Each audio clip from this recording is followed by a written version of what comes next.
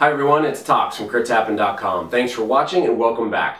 We're here with another critical preview where we take a game that's about to be on Kickstarter, put it through its paces, and let you know about our experiences while playing it. This time we're going to look at a game called Hollywood, and this is being brought to us by a company called Hobby World, which is based out of Russia. Now you may remember last year I did a review of a game called World of Tanks in one of our Critical Strikes. That was a deck building game based on the very popular online video game World of Tanks that also was produced by Hobby World. Now this is a full production copy of a foreign version of this game, but it is about to be on Kickstarter, and I'm really excited to bring this to you. We really enjoyed World of Tanks. We thought it was a very creative, very different style deck building game. And this too takes some familiar characteristics and mechanisms that you're used to in games, but spins it on its head a little bit. This is a game where you are in charge of a movie studio, and it's up to you to make the best and most successful movie possible. But you can't do that without a script, without an actor, or an actress, or both, and of course, enigmatic directors. This is a game where you're going to be drafting and set collecting to try and win some of the most prestigious awards and money in Hollywood. So, let's grab our scripts, let's grab our director's chairs, and let's cut to Hollywood. So Hollywood is a game of drafting cards primarily. You're going to use tokens in bidding, which we'll talk about in a second. But to begin the game, players will choose between one of the 6 colors available. You have black cinema, yellow films, red entertainment, green works, blue studios, and white pictures, which, if any of you are movie buffs or film aficionados, may look somewhat familiar to existing studios already in Hollywood. So it already starts off kind of tongue-in-cheek. Each player is going to take bidding cards, which are going to have a value of 1, 3, 6, 9, and 12, put them in front of them face down, take their starting cube and put it on $12 million. You're always going to start the game with $12 million.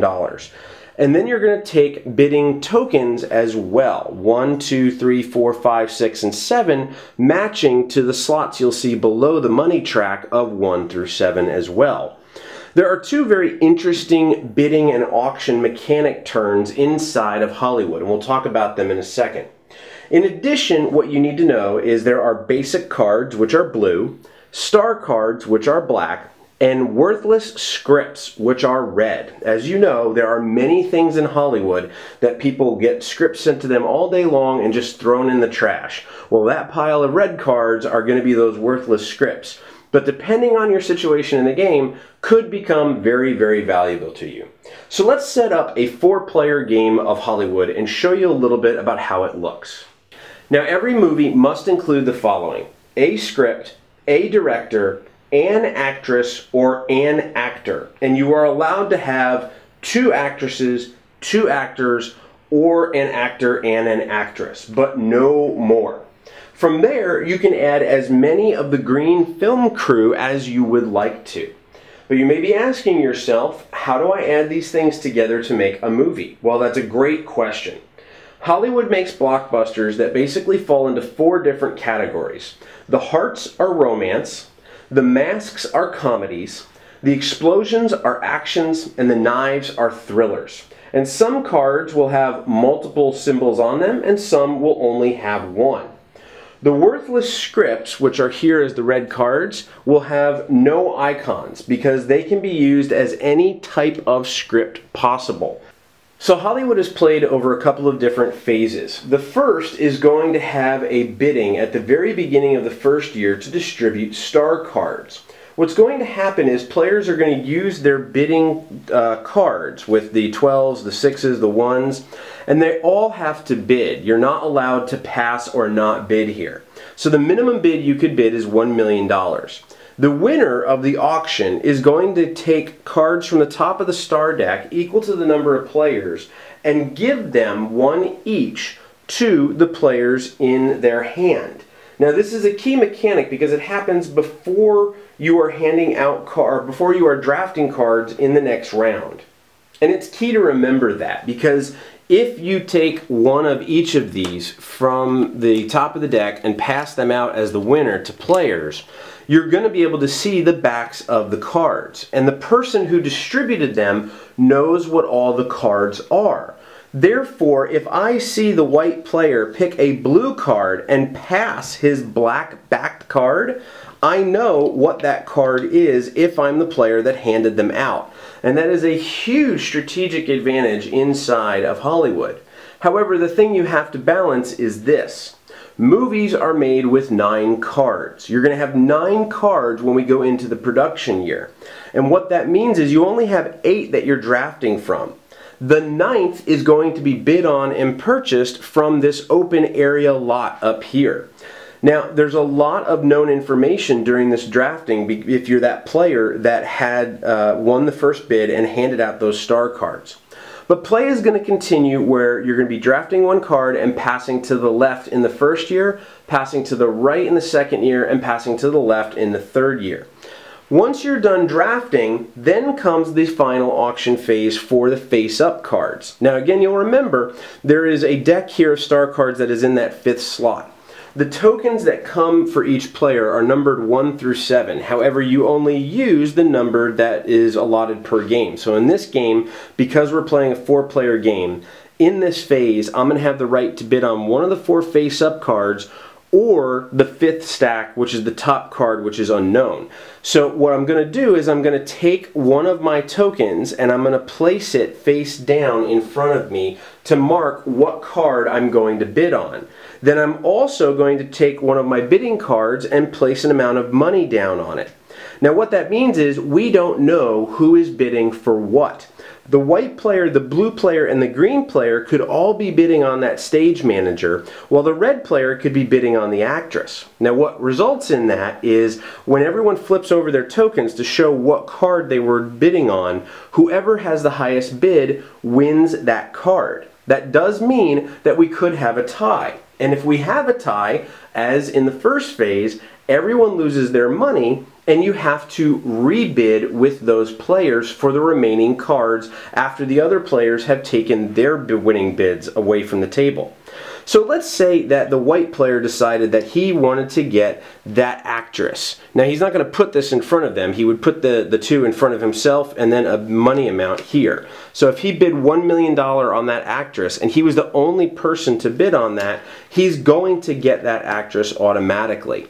If the green and the red player had both bid and tied on the stage manager, the actress goes away to the white player as the winner, and then the red and the green player have a second bid round of the cards that are remaining. This doesn't get replaced. So there are chances, because you only have a 1, 3, 6, 9, and 12 to bid, there are chances a lot of times to get ties inside of the bidding in Hollywood. And it makes it very interesting because you only have so much money, especially in the beginning of the game where you only have $12 million, to start to bid with. So you have to be very careful at the beginning of your industrial film career. After you have done the opening auction and someone has passed out star cards, after you have drafted and have 8 cards in your hand, and after you have bought one of the face-up or the card that is face down on top of the deck for your 9th card, it's now time to begin to make your movies. So let's take a second and look at what one of the players in this game could do with the cards they've received after those 3 rounds of play. So here we see the white player's cards after all 3 rounds in year 1. He has 7 basic cards after all the drafting and all of the purchasing. He has a thriller script, a director that provides both comedy and thrillers. He has a director with comedies but also a movie of the year icon, a costume designer with the movie of the year icon, a sound engineer with a lot of icons, which we'll talk about in a second, an actor with a action and a comedy, and an actor that produces money and romance. And then finally he was able to get from drafting and from purchasing cards the actress that provides $4 million along with action and comedy, and a stage manager that provides $1 million along with comedy. So now is where you may be asking yourself, how do we put all of this together to make a movie? Well, you remember what we said at the beginning of the game. You must have a script, a director, at least 1 actor or actress, but you are allowed 2 actors, 2 actresses, or both an actor and an actress. From there, you're allowed as many crew members, which are the green cards, as you would like. At this point, players can also have the choice to discard any number of their common cards to take a worthless script. Now, why would I do that? Well, here's a great example. Because I only have one script, that means I can only make one movie. But because I have two directors, I know I'm going to have one worthless card if I make one movie. So I might want to get rid of one of my common cards and take one of the worthless scripts to make two different movies. You must have at least 3 cards to make up a movie. That would be a script, a director, and an actor or an actress. From there, you can add on to whatever you wanted to add on.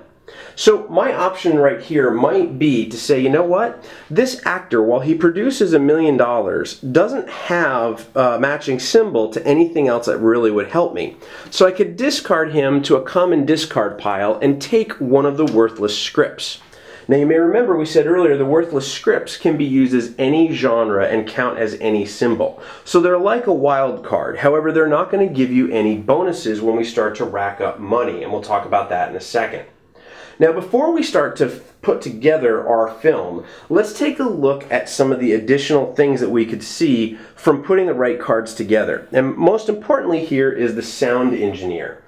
The sound engineer primarily is the one we want to talk about. He has all these different icons from all 4 different types of movies and the money symbol. So what does that mean?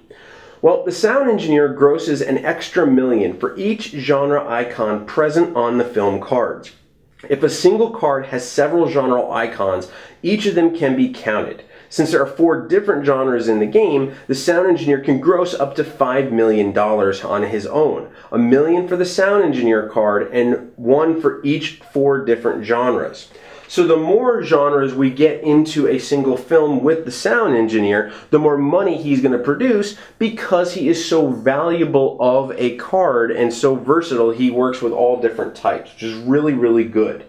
Now in addition, we haven't shown you there's things like makeup artists, stunt doubles, editors, producers, script writers, and a lot of different effects that are going to take place when you're building your movie. Now let's go ahead and look at what we have and see how we could build movies. So first, we would want to start to match icons because that's going to give us bonus points and bonus money. Let's start from left to right and put both our scripts over here. Now, this director would work very well with this script. This director could go with this script because, again, the worthless script can be any icon. Now, the sound engineer is already valuable up here, but before we get to crew, let's take a look at our actors and actresses. We have to have 1 actor or 1 actress per movie. We could have 2, but we can't do this because then this final movie doesn't have the bare minimum cards, which is a script, a director, and an actor or an actress. So since we're left with only 1 of each, we're going to have to move them around to make sure they match. So we'll put the actress up here and we'll put the actor down here. We could conversely put the actress down here and the actor up here. You'll notice in both cases they have the comedy, which fits with what our bottom script and movie is, but neither of them have the thriller, which is what our top movie is. From here, we could then add the sound engineer to the top movie, we could add the stage manager to the bottom movie, and then we could say, you know what, let's go ahead and flip them around actually and put the costume designer down here and the stage manager up here. Now, let's take a look at how we would score both of these movies. Now, every card you add to a movie means extra money at the box office. 1 card is worth $1 million to the total box office performance of the movie. So already the top movie is a $5 million movie, while the bottom movie is a $4 million movie. If we see coin icons on the card, it adds corresponding amount of millions of dollars to the box office. So we had a $5 million movie here. The $1 million from the stage manager adds another $1 million to make it $6 million. The bottom movie was a $4 million, but the actress adds another $4, so that would be an $8 million movie. And some of the cards are going to provide us extra money, like the sound engineer. So in our case, the sound engineer is looking at the other cards in the movie for all of the movie icons, and each different movie icon is going to produce an additional millions of dollars. So he has one from the comedy, one from the action, and one from the thriller. So even though the actor didn't fit the script, we're going to get some bonuses based off the sound engineer and get an extra couple of $1 million. So we were at $6 million, we're now at $9 million for the top movie and $8 million for the bottom movie. Now we have to talk about how much money we get because of the icons that match. So the genre of the film gets defined by the script. Again, in our case, we have thriller on top and we're using the worthless script as a comedy on the bottom. Each card that bears the icon of the movie genre adds $1 million to the box office performance, corresponding to the number of cards present in the film. So we have one total thriller, so every card that has a thriller is going to have, we have 2 thriller cards in the thriller movie on top. So every card that has a thriller icon is going to add $2 million. So we're going to add $2 million for the script and $2 million for the director. So again, we had 1, 2, 3, 4, 5 million from cards, 6 million from the stage manager bonus, 9 million from the sound engineer because he adds an additional 3, and then an additional 4 from the set matching icons. So that's going to bring us up to $13 million for this movie. The bottom movie has comedy as its icon. We're going to have $4 million for the cards, another $4 million for the actress, and then we're going to have $2 million per card because even though this is a worthless script that we're using as a comedy, it doesn't have that icon on it. If it was actually a comedy script, these cards would be worth $3 million. But in this case, there's only 2, so it's worth $2 million. So $2 million and $2 million. So 4, 8, 10, 12. So altogether, we've made $25 million in movies, which is awesome. But then past that, at the end of the round, each player is going to count up the number of Movie of the Year icons in one movie. This is where it may benefit you to make one big movie if possible.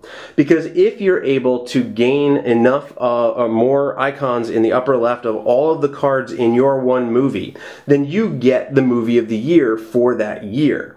In this case, because I made 2 movies, I have to choose between one to count my icons. I don't have any Movie of the Year icons in my top movie, but if I did, I would have to choose. In this case, I would choose the bottom. If I did have the most, if my 2 icons were the most, I would gain that Movie of the Year award. Now you may be asking yourself, what is the value of the Movie of the Year award? Well, at the end of the game, you're going to be tallying up cards. And one of the interesting things is after you've done all of these actions in turn 1, you're going to scoop your cards and put them into a common discard pile. Now that means by the end of the game, you're going to mount up 3 turns worth of movie cards all discarded into your discard pile. So let's say a player received 2 Film of the Year figurines over the course of the game. The player's personal discard pile could contain cards that have, let's say, 10 figure icons on them in total. This is over the course of their 3 years. The player is going to count the total number of figurines on their cards. Let's say, for example, there were 17 of them. If I had 17 cards with those icons in my discard pile at the end of the game, and I had gotten 2 Movie of the Year awards over the course of time, then I take the 17 icons, multiply them by the number of movie awards I won, Movie of the Year awards I won, and get that many millions of dollars. So I could take 17 times 2 and get $34 million. And at the end of the game, whoever has the most money is going to become the champion of Hollywood. So while getting 1 Movie of the Year award is really good, getting 2 and possibly even 3, which is possible, becomes extremely advantageous at the end of the game. It also, if you are the person on the first turn to win a Movie of the Year award, can drastically cause you to think, do I want to take cards in drafting that have icons that could help me for end of game scoring, or do I want to draft the one that's going to make me the most money for movies in this current round? So essentially those Movie of the Year awards get collected over the course of the 3 years and then multiplied by the number of total Movie of the Year icons on cards in your discard pile to rack up even more money inside of Hollywood. It can sound confusing at first, but it is actually very fun and very simple. You're going to start the game with 7 cards in your hand. Someone is going to know a little bit of information and hand out an 8th card to each player. You're going to draft cards. You're then going to bid on open cards that are available to you and make your movie based out of the best set collection icons that you have. The person with the most money at the end is going to be the king of Hollywood. So that's Hollywood. We have had a lot of fun with Hollywood. It is something that is very familiar and very simplified. You're drafting, which many board gamers are very familiar with, and you're set collecting, which also many board gamers are familiar with. But it's done in a very tongue-in-cheek, comical kind of way, looking through the lens, pardon the pun, of Hollywood. And we've found ourselves in several cases, while most of the actresses, actors, directors, characters, film crew, all these things are nondescript, we've actually found ourselves naming them as we go along, either because they look like certain people or just, adding our own little flair to the game, so to speak. But it provides for a lot of openness in that. I really do enjoy that. It's a game that becomes very engaging, very discussive. You're joking about some of the things that are going on. You're even getting into the character a little bit, if you will. The things I really like about Hollywood, I love the bidding mechanics. I think the bidding mechanics are really interesting because you have to bid. Now everyone starts the game with $12 million, which, man, I wish I could start any game with $12 million right now. But reality is you're going to start with money and you're going to have to use that because you're forced to bid. Now you could bid low. You could just say I'm going to bid the minimum of $1 million, but you're going to be left with kind of the table scraps of what's left over after all the other studios have their chance to pick cards. And that happens twice during the game. Once when you're bidding on who's going to hand out the star cards, and then twice when you're actually going after what's available to auction on the center block. And it makes for really interesting choices, both about how much you're going to bid and when you're going to bid, and playing off of what you've already gotten in previous rounds. Now Hollywood is a short game. It plays in about 30 minutes. It's a 2 to 6 player game. We have found this game works really, really well with 4 people. We've enjoyed it with 5 and 6, but it does make it slightly longer. A 5 and 6 player game can go about 45 minutes, maybe to an hour. But it is something that's very simple to pick up because it is symbol driven and because it is color driven. It's very quick to be able to say, okay, here's my director, I know what I've got, I know what I have to go after, I know what I've seen in terms of drafting, I know what's coming in terms of what we're going to be able to do from an auction perspective, and you can start to make your decisions based off of that. There are some really good strategies too in the game around, depending on what you pick when you draft.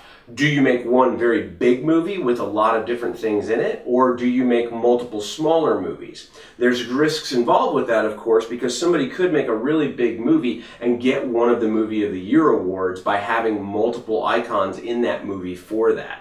But it offers a lot of choices and a lot of options, but not so much in a way that you feel like you're overwhelmed, because again, the game does move very quickly. It's very colorful, the artwork is really well done, and it fits the theme very well. And overall, we have had an absolute joy playing Hollywood. It is a game that is quick to learn, quick to teach, quick to play, and you can get in multiple gameplays over the course of an evening. We hope that you enjoyed this critical preview, and if you'd like to see more about Hollywood, you can check out their page on the Kickstarter by checking out the links below in the video description or through an annotation at the end of the video. But until we see you next time, definitely reach out and engage with us. Feel free to leave comments below on the YouTube channel. You can of course find us on Facebook, Twitter, and Google Plus by searching Crits Happen, or at our homepage at critshappen.com. Until we see you next time, we hope you enjoy all of your blockbuster making times inside of the set and world of Hollywood. Thanks so much for watching. Keep rolling those dice, and we hope they're all crits.